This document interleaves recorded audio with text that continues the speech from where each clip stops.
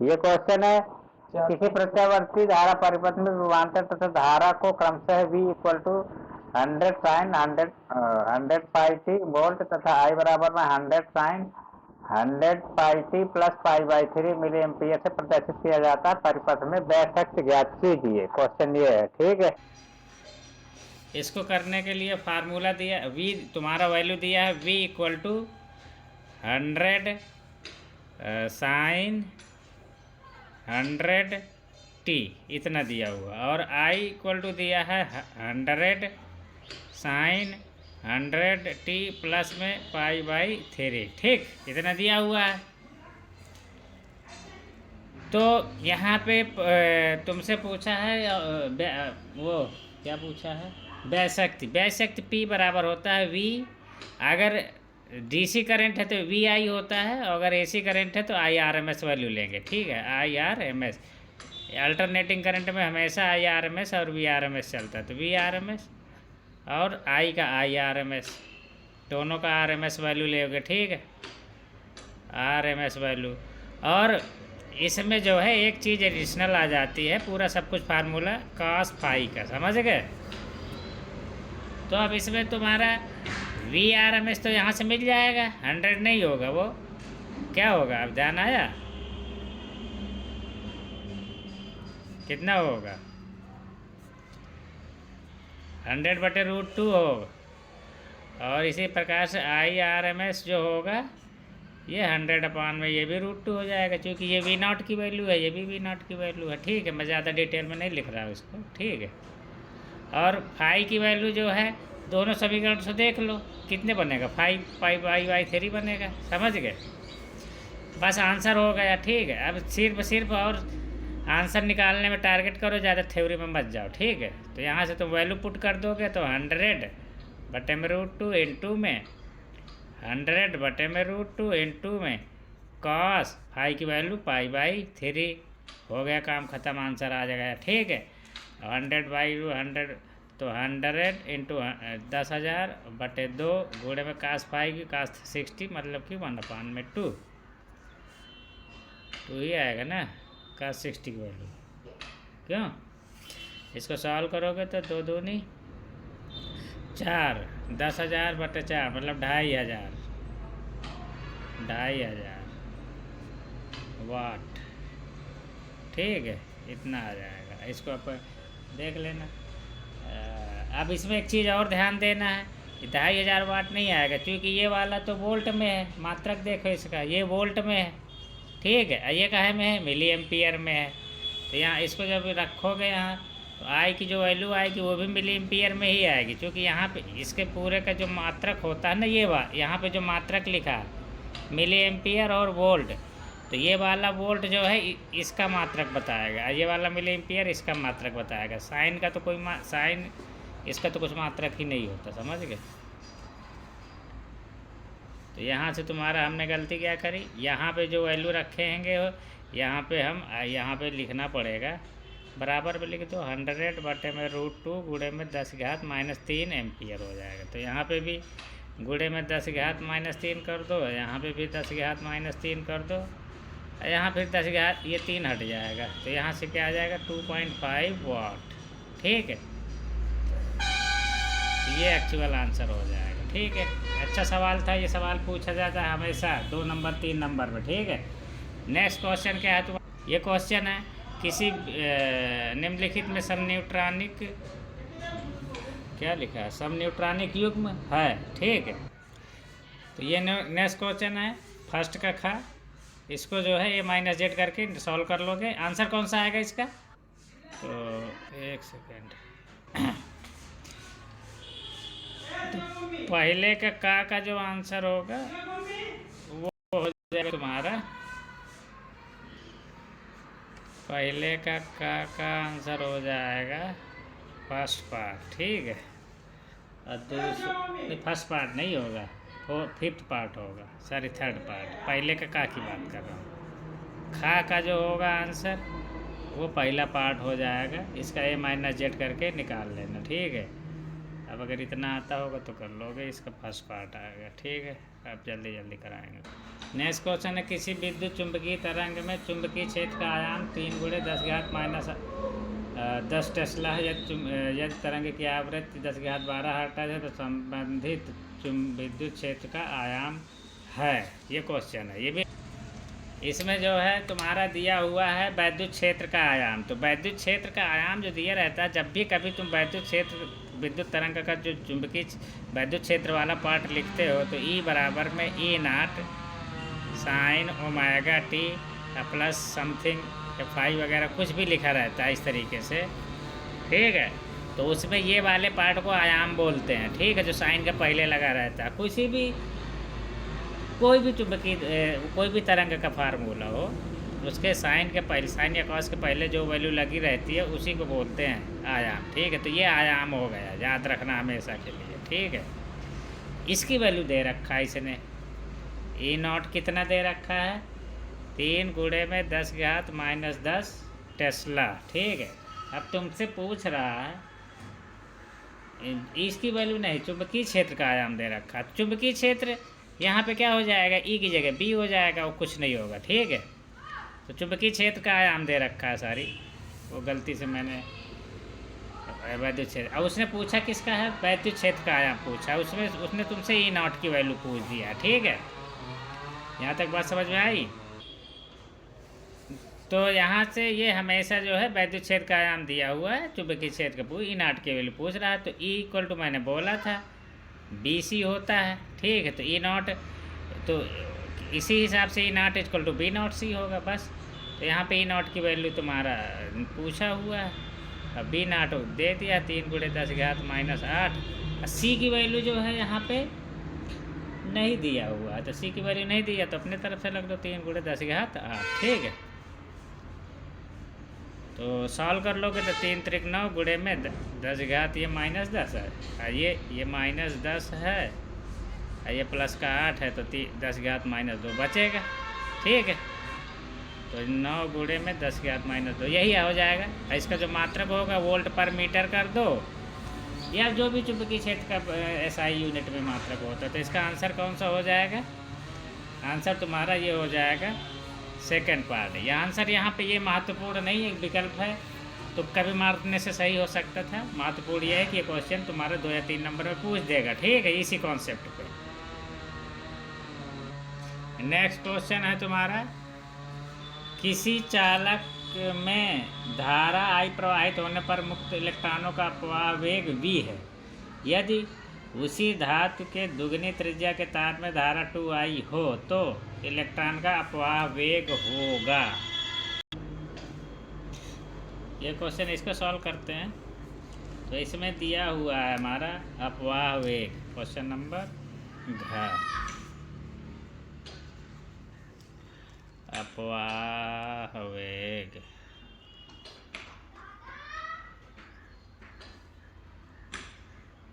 VD की value दे रखा है V, ठीक है। तब धारा कितनी प्रवाहित हो रही I, यदि धातु की त्रिज्या 2 गुना कर दें, ठीक है, तो धारा धातु की त्रिज्या 2 गुनी करने तार में 2 गुनी त्रिज्या के तार में 2I धारा प्रवाहित, तब अपवाह वेग कितना होगा। अभी इसको अपवाह वेग V1 मान लो, धारा, अच्छा चलो ठीक है, अपवाह वेग भी धारा है। कब है ये, जब त्रिज्या तुम्हारी मान लो R = R है। इसके बाद क्या हो जाएगा, VD डैश, वो ढूंढना तुमको, निकालना है।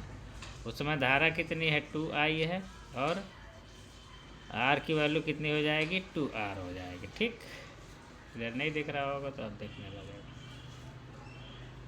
अब यहाँ से सॉल्व करते हैं, फार्मूला लगाते हैं। हमारे पास क्या है, I = ANE और VD, ये फार्मूला होता है, ये अपवाह वेग होता है।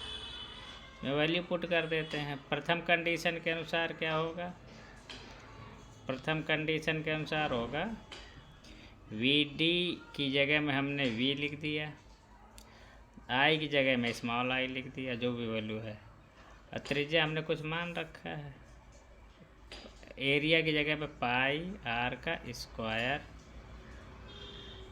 और एन तो वही रहेंगे, ई वही रहेंगे, ये बदलेंगे नहीं। दूसरी कंडीशन के अनुसार क्या बोलना है, उसने बोला है कि 2i होगा ही धारा। त्रिज्या क्या कर दिया हमने, डबल कर दिया, तो आर की जगह 2r का स्क्वायर कर दो, ये हो जाएगा। एन वही रहेगा, ई वही रहेगा। वी की वैल्यू जो है पूछ रहा है, तो वी डी डैश होगा उस समय, और उसकी वैल्यू पूछ रहा है। यहाँ से सॉल्व कर लो। अब इस समीकरण में चाहे इसको भाग दे दो, जो भी कर दो, आंसर आ जाएगा। हम क्या कर रहे हैं, 2 में 1 का भाग दे दिए, तो बाएं साइड में क्या आ जाएगा, इसमें से इसको भाग करोगे तो केवल 2 बचेगा, पाई से पाई कट जाएगा, क्या बचेगा 2r का स्क्वायर अपान में r का स्क्वायर, एनी से एनी कट जाएगा, वी डी डैश जो हमको निकालना था वो बचेगा, बटे में वी निकले बचेगा। सॉल्व कर लो यहाँ से, 2 दूनी 4, r स्क्वायर, तो यहाँ से क्या जाएगा 2 4 वी डी डैश जो निकालना था हमको, अब बटे में वी। तो यहाँ से अगर हम देखें तो ये 2 से ये 2 कटेगा, तो V D dash equal to क्या इतना आ जाएगा, v/2 आ जाएगा। तो पहले का जो भी अनुगमन वेग होगा उसका जस्ट आधा हो जाएगा, आंसर आ जाएगा थर्ड पार्ट। अच्छा सवाल है ये भी, तुम्हारा 2-3 नंबर के न्यूमेरिकल बन के आ सकता है। तो इसका आप सही ऑप्शन हो जाएगा कौन सा, थर्ड पार्ट। ठीक, इसका है ये घ नंबर है, घ नंबर किसका, 1 का।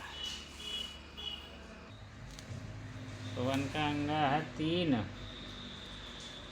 प्रिज्मों का अपवर्तनांक 15 डिग्री है, परंतु उनके अपवर्तनांक क्रमशः 1.5, 1.6, 1.5, 1.4 है, यदि उनके विचलन कोण Δ1, Δ2, Δ3 प्राप्त हो तब। तो इसमें क्या करोगे, चलो ठीक। अब ये क्वेश्चन है तुम्हारा, इसमें सीधा सीधा दे रखा है 3 प्रिज्म है, ठीक है। अब प्रत्येक के अपवर्तक कोण 15 डिग्री, अपवर्तक कोण से हमसे मतलब नहीं होता है, हमको प्रिज्म कोण से मतलब होता है, ठीक है। अब उसमें क्या है, अपवर्तनांक दे रखा है इसने, n इक्वल टू कितना दिया है 1.6, और पहले वाले का n1, n2 कितना दे रखा है 1.5, n3 कितना दे रखा है 1.4, ठीक है। अब विचलन में जो विचलन के फार्मूला में जो आता है हमारा डेल्टा इक्वल टू आता है, डेल्टा एम इक्वल टू जो आता है n-1 इंटू ए आता है, n-1 इंटू ए, ठीक है। लगा देते, कोई इसमें वैसा होगा तो बाद में बता देंगे, ठीक है। अभी तो मेरे को यही लग रहा है। इसमें क्या हो जाएगा, अब देखो जिसका n बड़ा होगा उसकी ये पूरी वैल्यू बड़ी हो जाएगी, कि घट के एक ही घट रहा, सब में कॉमन चीज़ घट रही, ठीक है। तो यहाँ पे अगर n1 is greater then n2 is greater then n3 है, तो यहाँ पे डेल्टा भी हो जाएगा, delta m1 is greater than delta m2 is greater than delta m3 आ जाएगा, ठीक है। इसमें तो शकल से ही पता चल रहा है, जैसे जैसे जिसका n ज़्यादा होगा पूरी वैल्यू बढ़ जाएगी, जिसका कम होगा वो छोटा होगा, ठीक है। बाकी की चीज़ सेम है, ए सेम रहेगा और 1 सेम रहेगा, तो सीधा सीधा यही आंसर बन जाएगा, इस पर ज़्यादा दिमाग लगाने की ज़रूरत नहीं है, ठीक है। तो इसमें Δ1 is greater than delta, answer 4th part आ जाएगा, 2 में सेम पहला पार्ट आंसर बन जाएगा इसका, ठीक है। आंसर इसका क्या हो जाएगा, फर्स्ट पार्ट, ठीक।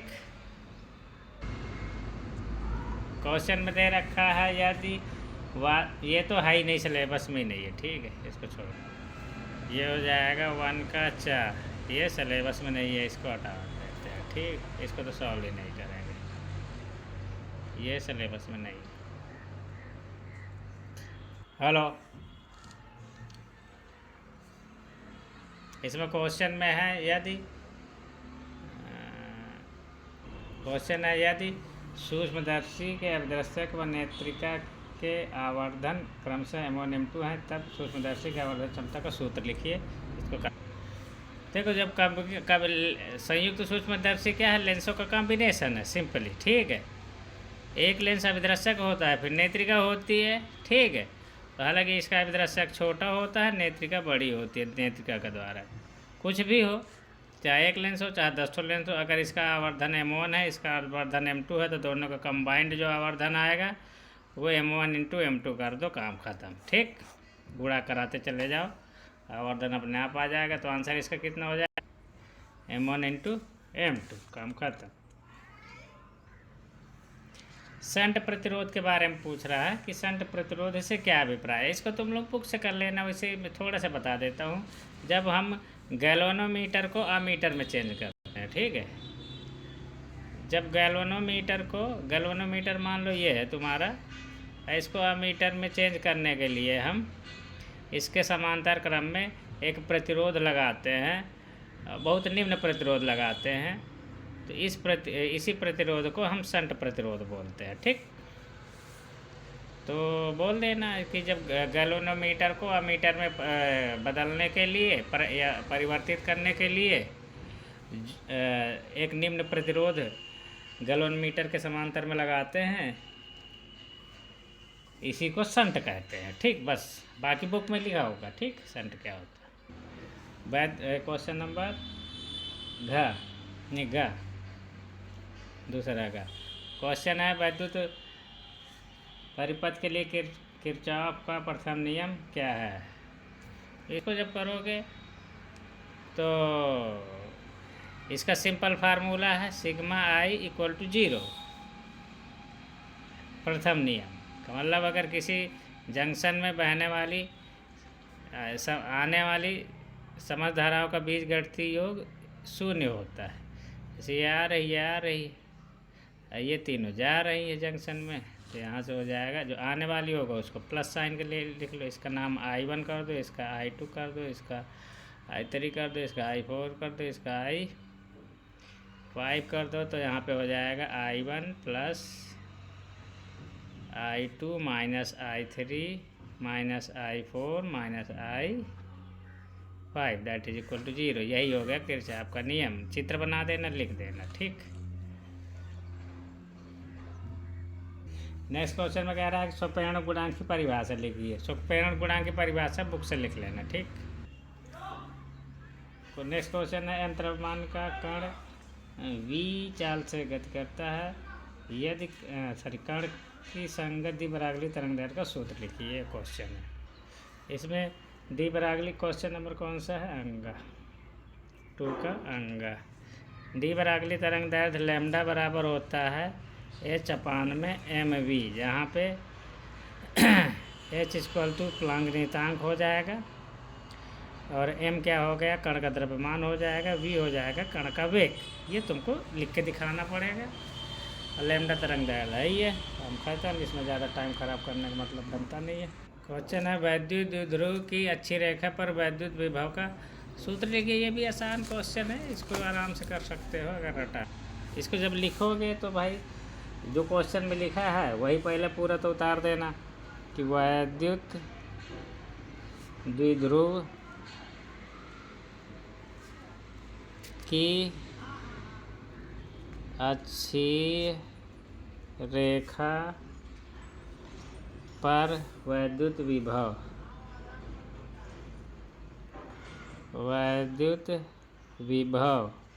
V = 1/4πε0 Q/A।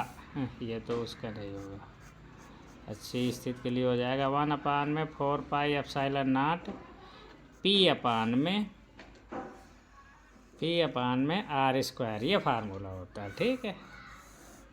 यहाँ पे तुमको इतना सब लिखने के बाद इनके बारे में भी बताना पड़ेगा। तो P क्या है, द्विध्रुव आघूर्ण,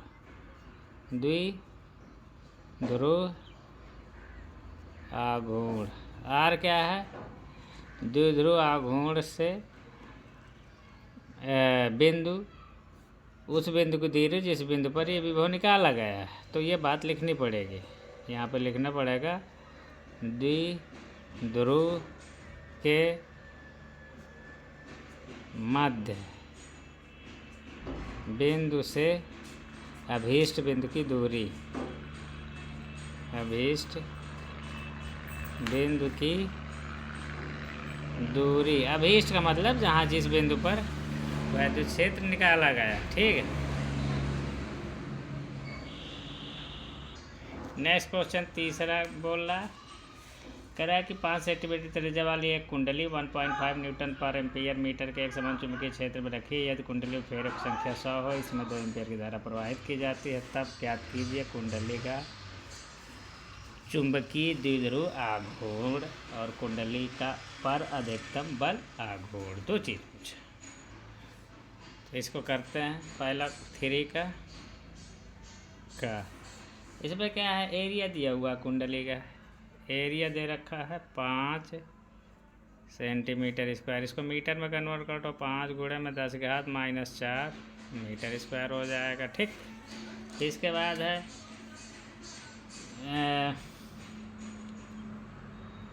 अच्छा चुंबकीय क्षेत्र दिया हुआ, कितना दिया हुआ 1.5 न्यूटन पर एम्पियर इंटू मीटर। ठीक, फिर क्या दिया हुआ है, फेरों की संख्या दे रखा है n कितना दे रखा है 100, और धारा कितना प्रवाहित I कितनी दे रखा है, I के मान इधर लिख देता हूँ 0.2 एम्पियर। ठीक, ये सारी चीज़ें दे रखा है। कह रहा कुंडली का चुंबकीय द्विध्रुव आघूर्ण ज्ञात करो, पार्ट 1। ठीक,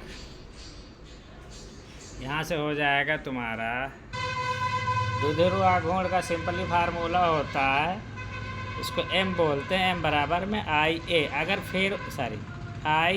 अगर फेरों की संख्या भी पता हो तो n का गुणा करा देते हैं, ये NIA हो जाता है। ठीक, तो याद रखना IA होता है, ये हमेशा लूपों के लिए यूज होता है। जैसे मान लो कोई ये लूप है, वृत्ताकार है या वर्गाकार है, किसी भी टाइप का हो, इसमें धारा I बह रही है, ऐसे जा रही है, ऐसे वापस आ रही, तो इसका जो एरिया होगा ये वाला, ये एरिया A हो गया, धारा एरिया में धारा गुणा कर दो, बस हो गया चुंबकीय आघूर्ण। अगर इसमें बहुत सारा फेरा, जो 10 फेरे हैं तो 10 का गुणा कर दो, हो गया।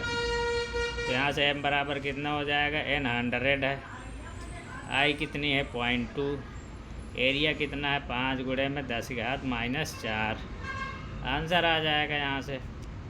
तो यहाँ से आ जाएगा 5 दूनी 10, 1 गुणे में 10⁻⁻4, ये 100 भी है तो -2 बचेगा, क्या हो जाएगा एम्पियर इंटू मीटर स्क्वायर। तो यहाँ से ये पूरा इतना आ जाएगा चुंबकीय आघूर्ण। अगर फेरों की संख्या है तभी गुणा होता है, नहीं अगर एक ही सिंगल होता तो नहीं। कई बार ये फार्मूला लिख के दे देते हैं जब फेरों की संख्या एक होती है। तो नेक्स्ट क्वेश्चन क्या है, सेकंड पार्ट में कह रहा है कि कुंडली पर अधिकतम बल आघूर्ण, वैसे तो टाउ बराबर होता है, टाउ को ही बल आघूर्ण बोलते हैं, MB sin थीटा, लेकिन अगर टाउ मैक्स पूछे, अधिकतम पूछे, टाउ मैक्स बराबर क्या हो जाएगा, टाउ मैक्स के लिए याद रखना थीटा इक्वल टू 90 डिग्री हमेशा हो जाता है, साइन थीटा की वैल्यू 90 में हमेशा होती है। तो यहाँ से टाउ मैक्स इक्वल टू क्या होगा हमेशा m एंड b, बस m इंटू बी, बस वैल्यू रख दो। m की वैल्यू पहले लगा रखे हो 10⁻⁻2, अब b की वैल्यू ऑलरेडी दे रखा है कितना 1.5, सब SI यूनिट में है तो 1.5 इंटू 10⁻⁻2 टाउ मैक्स। इसका मात्रक जो है ढूंढने जाने की ज़रूरत नहीं है, मात्रक होता है न्यूटन इंटू मीटर। बलाघूर्ण है तो चाहे जिस चीज़ से निकले बलाघूर्ण, मात्रक तो सेम ही रहेगा। ठीक, नेक्स्ट क्वेश्चन कह रहा है कि नाभिक की त्रिज्या r = r0 a की पावर 1/3 से व्यक्त होती है यदि a द्रव्यमान संख्या तथा r0 = 1.2 × 10⁻⁻15 मीटर है। अच्छा, जहाँ ये द्रव्यमान संख्या, ठीक है, और तथा r0 = 1.2 × 10⁻⁻15 मीटर है। सिद्ध कीजिए कि नाभिक का घनत्व द्रव्यमान संख्या ए पर निर्भर नहीं करता है। ठीक है, ये बात सिद्ध करनी। ये क्वेश्चन 2 नंबर का है, तो तुम जो है इसको शॉर्ट में ही लिखो, ज़्यादा लंबा खींचने की जरूरत नहीं है। तो हमको घनत्व निकालना, हमको दिया क्या हुआ है, आर इक्वल टू पहले जो दिया वो लिख लो, और नॉट ए की पावर 1/3। ए तो द्रव्यमान संख्या है, ठीक है, वो तो लिखा ही है क्वेश्चन में। और नॉट इक्वल टू क्या दिया है, 1.2 गुणे में 10⁻⁻15 मीटर दिया हुआ है। अब तुमको क्या निकालना है, घनत्व निकालना, ठीक है। घनत्व, नाभिक का ही घनत्व यहाँ पे निकलेगा। घनत्व बराबर होता है द्रव्यमान बटा आयतन। द्रव्यमान जो होगा वो द्रव्यमान संख्या जो है इसी के अनुपाती होता है, ठीक है। तो लिखना हो यहाँ पे लिख सकते हो एम इक्वल टू के टाइम से, ठीक है। यहाँ पे क्यों ऐसा मैंने लिखा है, M is directly proportional to द्रव्यमान संख्या, ठीक, इसलिए। और चलो ठीक है, अब इसके बाद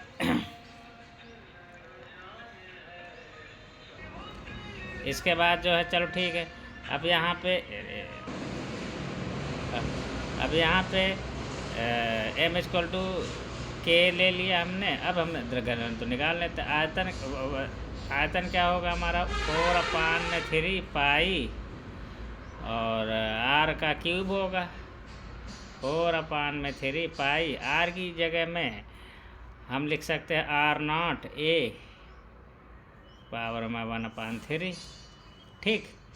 ये हमारा v हो जाएगा। अब घनत्व निकालते हैं। घनत्व तो ये है, घनत्व को d से लिख लेते हैं, इसको d से लिख लेते हैं, कोई बात नहीं। m की जगह में हम क्या लिख देंगे, k टाइम्स में a, और नीचे लिख देंगे 4/3 पाई और नॉट a पावर में 1/3। इस पूरे का क्यूब करेंगे, बड़े ब्रैकेट में बंद कर देना, कोई बात नहीं। इसको जब सॉल्व करोगे तो यहाँ पे इसका पावर हट जाएगा एक ही, तो ए ऊपर नीचे से कट जाएगा, ठीक है।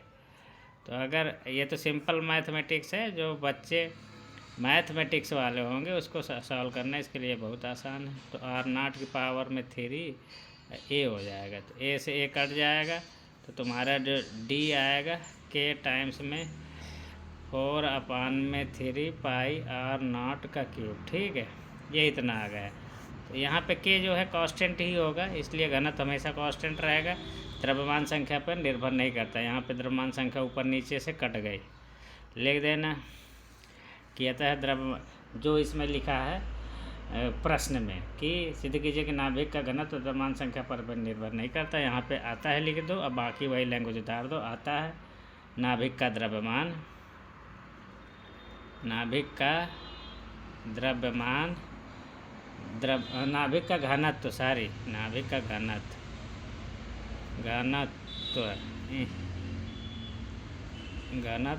द्रव्यमान संख्या, नाभिक का घनत्व द्रव्यमान संख्या पर निर्भर। बाकी वही क्वेश्चन की सेम लैंग्वेज में उतार दो, कोई दिक्कत नहीं, ठीक है। यहाँ पे बस तुमको ये देखेगा टीचर कि तुमने ऊपर नीचे से ए काटा है कि नहीं, बस यही मेन कहानी है यहाँ पे। यहाँ पे क्या है, द्रव्यमान जो होगा द्रव्यमान संख्या के बराबर तो नहीं कह सकते, द्रव्यमान जो है द्रव्यमान संख्या के अनुक्रमानुपाती होगा, ठीक है। ये वाला लाइन यहाँ पे लिख सकते हो, कुल द्रव्यमान उसके द्रव्यमान संख्या के अनुक्रमानुपाती होगा, ठीक है। और अनुक्रमाती चिन्ह हटाने के लिए के लगाएंगे। अब के एम द्रव्यमान यहाँ पे एम इक्वल टू के, एम इज प्रोपोर्शनल टू ए है, और प्रोपोर्शनल के चिन्ह हटाने के लिए के लगाएंगे, एम इक्वल टू के। हमने फिर यही वाली यहाँ पे पुट कर दिया, आंसर आ गया, ठीक है।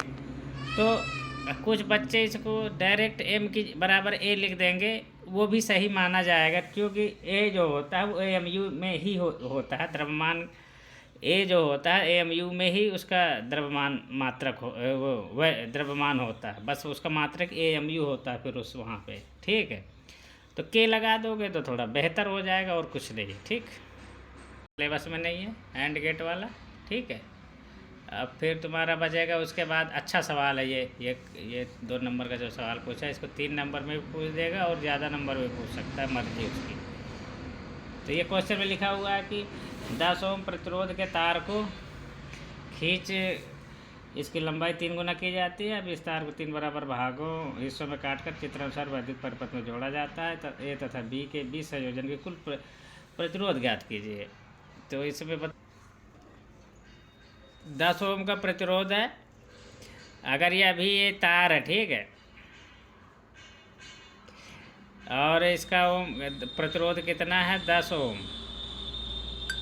अब इसकी लंबाई को तुम 3 गुना खींच के बड़ा कर दोगे, ठीक है, तो इसका प्रतिरोध जो आर डैश जो होगा वो इसका एन स्क्वायर गुणे में पुराना प्रतिरोध ऐसा होता है। तो कितने गुना है यहाँ पे, एन कितना है, एन यहाँ पे 3 है, ठीक है, तो आर डैश कितना हो जाएगा 3 का स्क्वायर गुण 2 में 10, तो आर डैश कितना आ जाएगा तुम्हारा 90 ओम, ठीक है। अगर सही से नहीं लिखा हो मैं सही से लिख देता, तो 90 ओम हो जाएगा। इतनी बात समझ में आई। अब इसको तुम क्या है काट दिए, फिर से दोबारा 3 गुना कर तो दिए, लेकिन फिर से इसको 3 भागों में काट दिए, ठीक है। तो जब काटोगे तो बस सीरीज में ही कटेगा, जब काट दोगे इसको ऐसे ऐसे, इसका टोटल अभी प्रतिरोध कितना हो गया 90, तो कटेगा तो इसका भी 30 होगा, इसका भी 30 होगा, इसका भी 30 होगा, ठीक है। बात समझ में आई। तो 30 ओम के प्रतिरोध ये हो गए, ठीक। अभी नहीं को तो तुमको जोड़ देना है बस। अब सवाल में कुछ बचा ही नहीं है,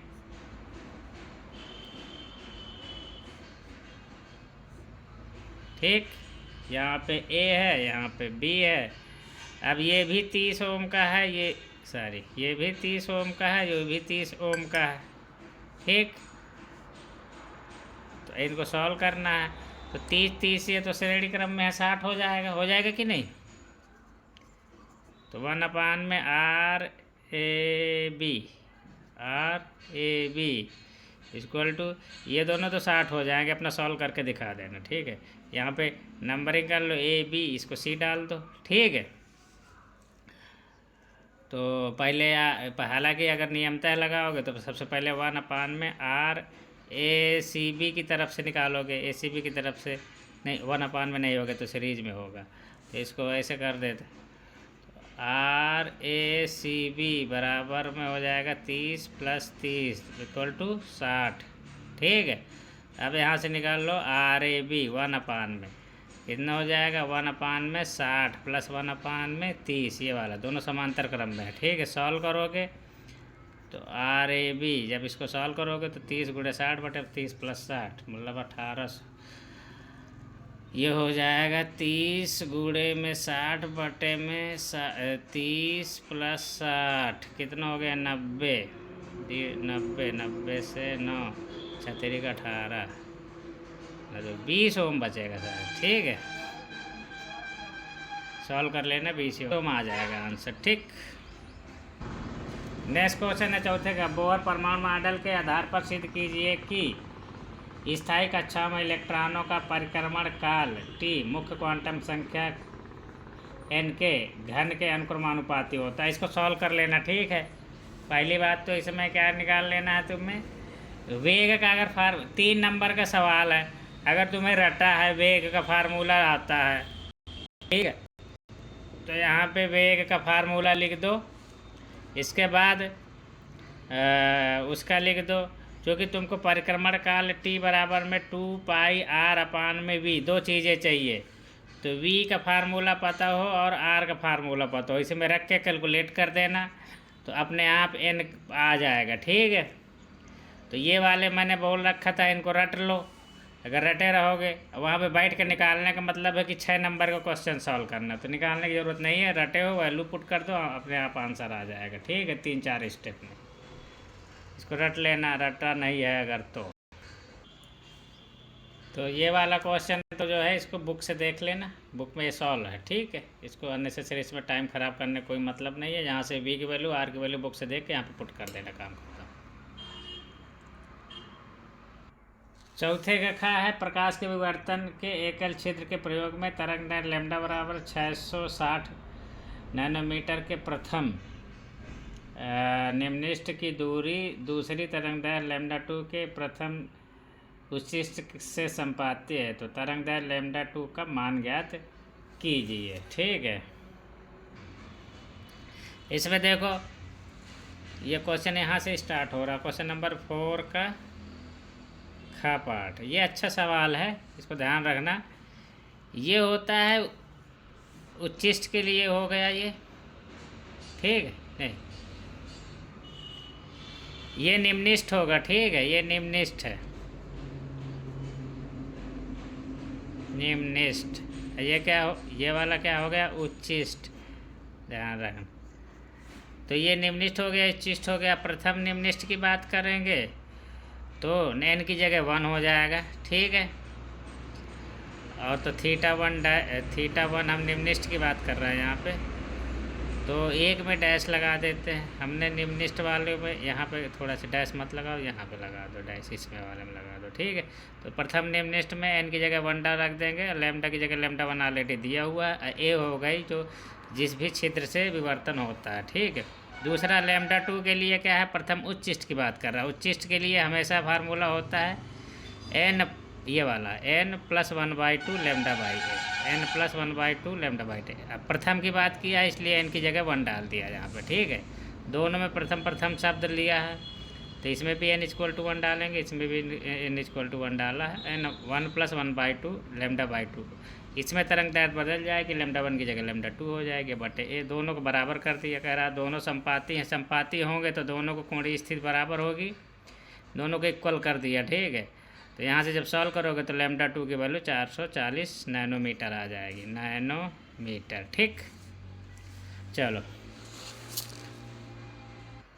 चौथे के काम में कह रहा है कि चांदी का कारफलन 4.7 किलोवोल्ट है। जब 100 नैनोमीटर तरंग दैर्घ्य का परावैंगनिक प्रकाश इस पर डाला जाता है तब निरोधी विभव 7.7 वोल्ट हो जाता है।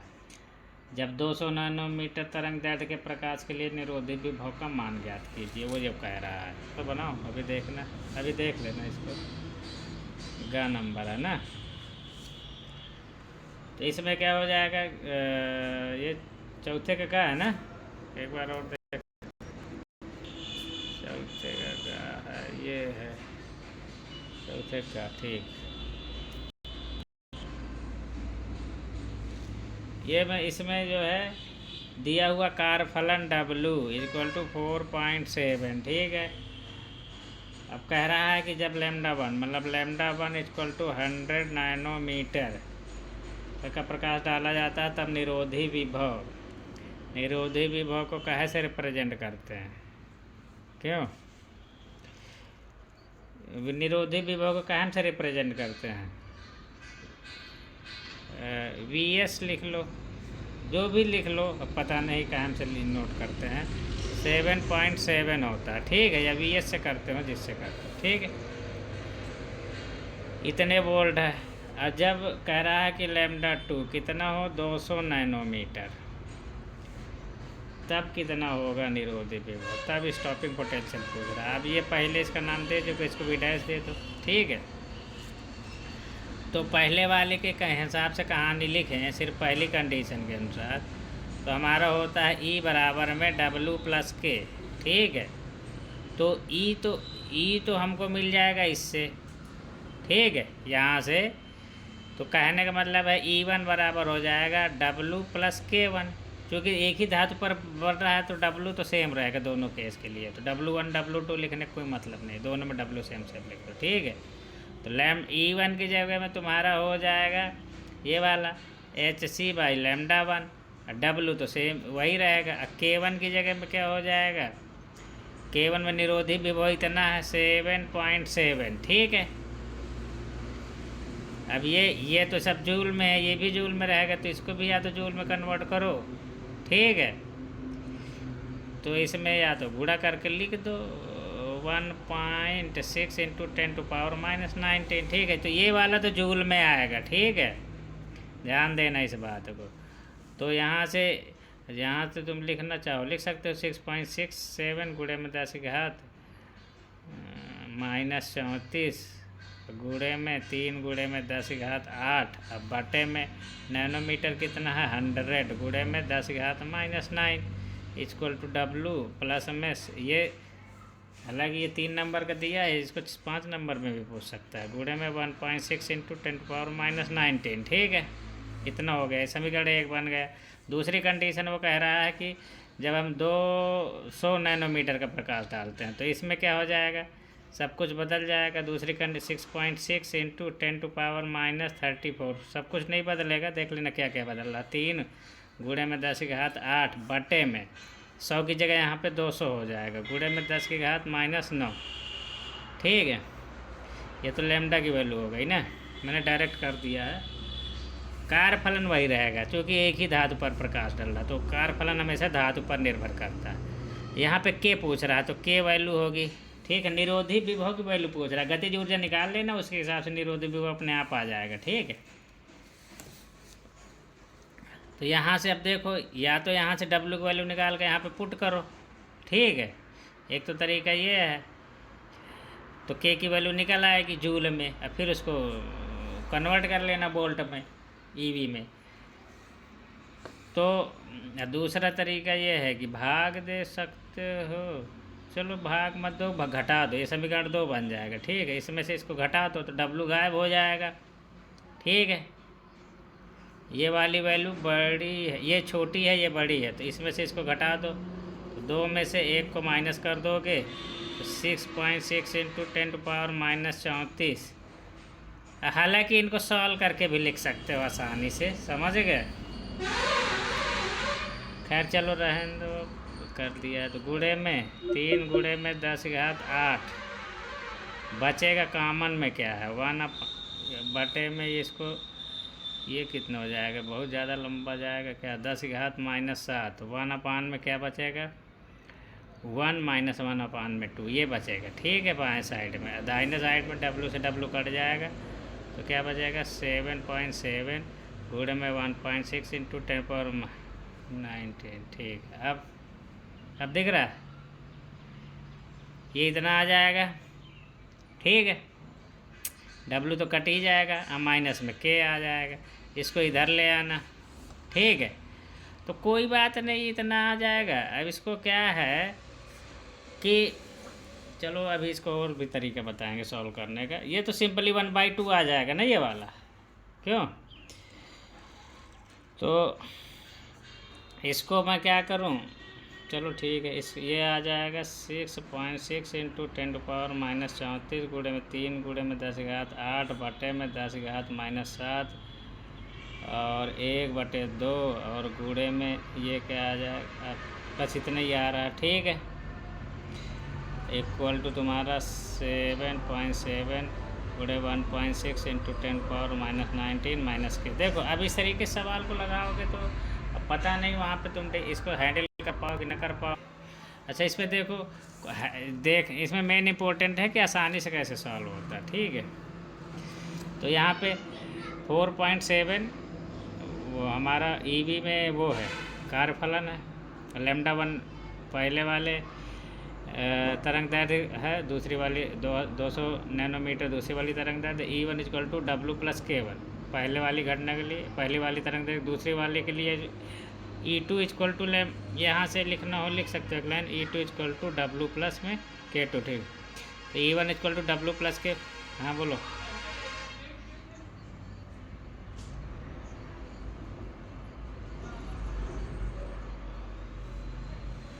वही होता है। तो इसमें ये वाला जो है ये जूल में है, ये दोनों ईवी में है, दोनों को एक ही मात्रक बनाएंगे तभी तो एक ही फार्मूले में लिख पाएंगे, नहीं लिख नहीं सकते ना।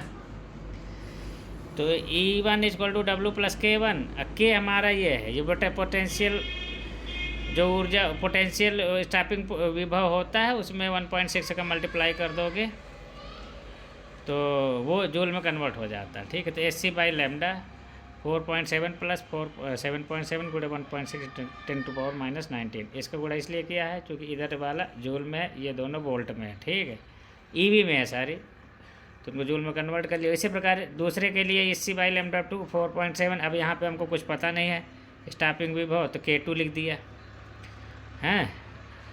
और अगर स्टॉपिंग विभव हमको पता होता 2 3 4 तो K की जगह 2 3 4 कुछ भी लिख देते, 1.6 इंटू 10⁻19 को गुणा करा देते। ये आ गए 2 से क्वेश्चन, पहले वाले में दूसरे का भाग दे दो तो Sc का काम भी खत्म हो जाएगा। ठीक है, तो λ2 ऊपर चला जाएगा, λ1 नीचे, इन दोनों को आपस में सॉल्व करोगे तो 12.4 आ गया। ये कितना हो गया 4.7 और प्लस में K2, बाकी ये दोनों भी गायब हो जाएंगे, लेकिन लिख के दिखाना पड़ता है क्योंकि कई बार हम ही